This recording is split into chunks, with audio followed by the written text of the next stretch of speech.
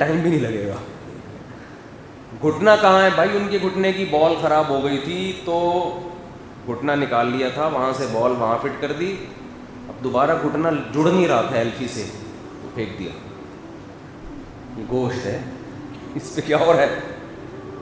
تو ایسے موقع پہ امام صاحب کہیں گے, میں اگر ہوا تو میں کہوں گا کہ ایسا کرو, یہ بھی کسی غریب کے کام آ جائے گا, اس کو کھلا.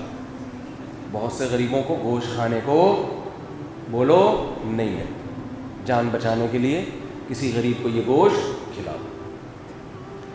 اس کو کہتے ہیں صحیح طریقے سے انا للہ ہونا کسی کا. ایک تو انا للہ ہوتا ہے, روح جسم سے نکلتی, باڈی رہتی ہے.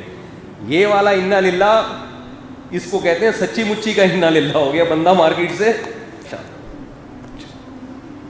ڈر لگ رہا ہے ایسا نہ ہو جائے کہیں فیوچر میں. جتنے پرزے لے کے آئے ہو نا, تمام پرزوں سمیت قبر میں جانے کی کوشش کرو. خوش قسمت لوگ ہیں جو پورے پرزوں سمیت قبر میں چلے جائیں. میں کہتا ہوں خوش قسمت. گورکن پہ نظر رکھا کرو, تازہ تازہ مردوں کے پارٹس نکال کے بیچ رہا ہوتا ہے. ایک صاحب نے ابا کو دفنایا, 3 دن تک قبرستان سے نکل نہیں رہے. میں نے کہا بھائی کیا خود بھی دفن ہونے کا پروگرام ہے؟ بس نکلو یہاں سے. کہہ رہے ہیں بھائی 3 دن تک حفاظت کر رہا ہوں, گورکن پہ اعتماد نہیں ہے. ڈاکٹروں کے رابطے ہوتے ہیں گورکن سے بھی. نکال بھائی. مردہ لاشوں پہ تجربے ہو رہے ہیں, لاوارث. اس پہ بھی ڈاکٹروں سے بڑی بحث ہوتی ہے کہ لاوارث لاشوں کو چیر پھاڑ کر کے میڈیکل سائنس کا علم سیکھنا یہ جائز نہیں ہے. انسانی لاش کی توہین کی اجازت نہیں ہے آپ کو. دیکھو, ایک ہے جان بچانے کے لیے کسی کے جسم کو چیر پھاڑنا, وہ جان بچانے کا عمل ہو رہا ہے, اس کے لیے تو جائز ہے. ایک ہے جان بچانا کا طریقہ سیکھنا. کوئی آپ پہ حملہ کرنے کی کوشش کرتا ہے, قتل کرنے کے لیے, جان بچانے کے لیے آپ کے لیے جائز ہے کہ آپ اس کو مار دیں گولی, جان بچانے کے لیے نا. جان بچانے کی ٹریننگ سیکھ رہے ہیں, اس کے لیے 8-10 بندے اڑا دیے آپ نے, یہ جائز ہے؟ بولو نا. اب ڈاکٹر یہاں یہ دلیل دیتے ہیں کہ ہم ایک انسانی لاش میں جب تجربے کر کے جان بچانے کا طریقہ سیکھتے ہیں تو اس طریقے سے ہم ہزاروں کی جان بچا لیتے ہیں. بھائی ابھی بچا نہیں رہے, بچانے کا طریقہ سیکھ رہے ہو. تو جیسے کسی فوجی کو ٹریننگ کے دوران جان بچانے کا طریقہ سیکھنے کے لیے کسی کو قتل کرنے کی اجازت نہیں ہے, حالانکہ وہاں بھی وہ یہ تعبیر پیش کر سکتا ہے ہم سچی مچی کی لڑ رہے ہیں تاکہ 8-10 بندے مر جائیں. مریں گے تو ہمیں طریقہ آئے گا میدان جنگ میں, پھر اپنے ہزاروں ساتھیوں کو ہم بچا لیں گے. بھائی یہ دلیل دنیا میں کہیں بھی کوئی لاجک نہیں, شریعت تو مانتی نہیں اس دلیل کو. اس کی مثال اور میں شریعت سے دیتا ہوں. اسلام نے اجازت دی ہے کہ جب بھوک سے مر رہے ہو, کھانے کو کچھ بھی نہ ہو, تو سور کا گوشت بھی کھا سکتے ہو جان بچانے کے لیے, بچ جائے. لیکن آپ نے کیا کہا؟ آپ نے کہا یار میں جانے والا ہوں جنگل کی طرف, ہو سکتا ہے وہاں بھوک لگے اور کچھ کھانے کو نہ ہو, اور پھر اگر خدا نخواستہ سور ہی ملا, کچھ نہ ملا, تو مجھے تو سور کھانے کی الحمدللہ عادت نہیں ہے. آپ نے یہ سوچا تو پہلے میں تھوڑی یہاں پریکٹس کر لوں, تھوڑا سا اپنے آپ کو عادی بناؤں, تاکہ اگر کبھی ضرورت پیش آئی تو میں کھا سکوں. یہ جائز ہوگا؟ اور بھائی جب ضرورت پیش آئے گی مرنے لگو گے تو ہے, مرنے سے بچاؤ کے لیے پہلے سے ٹریننگ کے طور پہ ٹھیک نہیں ہے.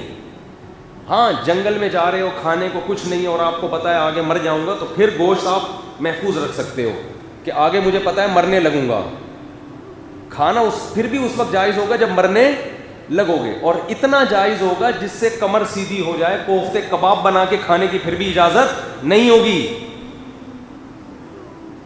اب آپ کہیں بیابان میں پڑے ہوئے ہو, مرنے لگے, اور جناب یہ آج کل کے پروفیسر جو آ رہے ہیں نا مارکیٹ میں, سب کی بات نہیں کر رہا ہے, جو لبرل قسم کے, وہ اسی طرح دلائل کے تانے بانے ملا کے ہر حرام کو انہوں نے حلال کر دیا ہے. کیا ایکچولی ضرورت کے وقت اور بھائی ضرورت کی ڈیفینیشن آپ کی نظر میں کیا ہے؟ ضرورت وہ ہے جس کو شریعت ضرورت مانتی ہے. ہر چیز کو حلال کر دیا ان لوگوں نے.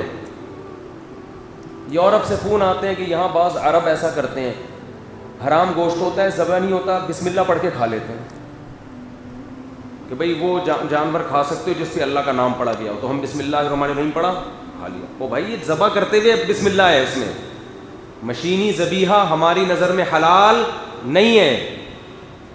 یورپ میں لوگ کہتے ہیں ہم کیا کھائیں, کیونکہ خربوزے ختم ہو گئے یورپ میں کھانے کے لیے, آلو ختم ہو گئے, سبزیاں ختم ہو گئی, تمہیں ضروری گوشت ہی کھانا ہے, نہیں مل رہا تو نہیں کھاؤ بھائی, یہ ضرورت تھوڑی ہے. ہندو سبزی پہ 100 سال زندہ رہتا ہے کہ نہیں رہتا؟ صرف یہ فرق پڑتا ہے کہ 4 شادیوں کا جذبہ ختم ہو جاتا ہے, تو فی الحال ایک پہ گزارا کر لو. جو گوشت کھائے گا نا اس میں کیا ہوگا, اس کو یہ پھر میرے بیان سمجھ میں آنا شروع ہو جائیں گے, اس لیے ہم گوشت کی ترغیب دیتے ہیں. سبزی خور کو سمجھ میں, ابھی جو خربوزے کھائے گا اس کو 4 شادیاں کہاں سمجھ میں آئیں گی, سمجھ میں نہیں آ رہا ہے. ہندو لوگ کہتے ہیں نا کہ جب سبزی کھا کے بھی انسان 100 سال زندہ رہ سکتا ہے, یہ ہندوؤں کی ڈبیٹ ہے کہ بھائی 100 سال تک ہندو رہے. ان کے پنڈت دیکھ لو, ان کے جو بھی ہوتے ہیں, مجھے تو نام بھی نہیں آتے. مہاراج, اس دن مجھے پتہ چلا ایک صاحب تھے مہاراج تھے, تو یہ لوگ 100 سال زندہ رہتے ہیں سبزی کھا کے. تو یہ کہتے ہیں آپ جانوروں کو کاٹتے کیوں ہو, ظلم کیوں کرتے ہو گوشت کھانے کے لیے. سمجھ میں آ رہی ہے بات؟ تو ہم ہندوؤں کو کہتے ہیں کہ ایکچولی آپ سمجھ نہیں پا رہے ہم کہنا کیا چاہ رہے ہیں. آپ دیکھو, صرف لمبی عمر یہ ایک مقصود نہیں ہے. اس نے کہا تھا نا ٹیپو سلطان نے, شیر کی ایک دن کی زندگی, میں ہندوؤں کو گیدڑ نہیں کہہ رہا, کہیں توہین نہ سمجھے آپ, یہ صرف اس کی ایک مثال ہے کہ شیر کی ایک دن کی زندگی گیدڑ کی 100 سال کی زندگی سے بہتر ہے. ایک دن میں زندہ رہو شیروں کی طرح, تو یہ گیدڑ کی طرح 100 سال زندہ رہنے سے بہتر ہے. تو اسلام نے گوشت اس لیے کھلایا ہے کہ آپ 40, 50, 60, 70 جو بھی آپ کی ایج ہے اس حساب سے زندہ رہیں. لیکن جب آپ گوشت کھائیں گے تو میدان جنگ میں لڑیں گے آپ. گوشت خور لڑتا بہت خاندانی طریقے سے, کیونکہ جتنے لڑاکا جانور ہیں نا سب کی خوراک گوشت ہے. پتہ ہے آپ کو,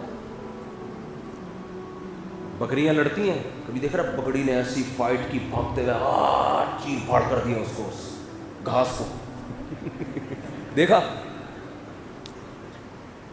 خرگوش کو دیکھا آپ نے کبھی غراتے ہوئے آیا اور رکھ کے لگایا؟ کچھ نہیں بیچارہ. بھیڑ دمبے کو دیکھا کبھی؟ بولو نا کیا ہو گیا. لیکن جو گوشت کھاتے ہیں, بلی گوشت کھاتی ہے, کیسی دم موٹی ہو جاتی ہے اس کی جب غصہ آتا ہے,